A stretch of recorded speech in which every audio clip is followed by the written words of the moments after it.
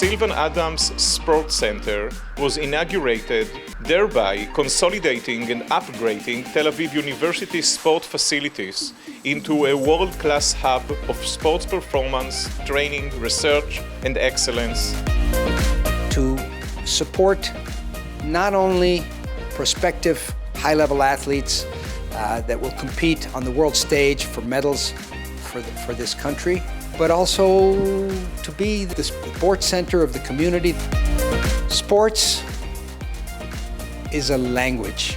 It enables us to show the true and best face of Israel.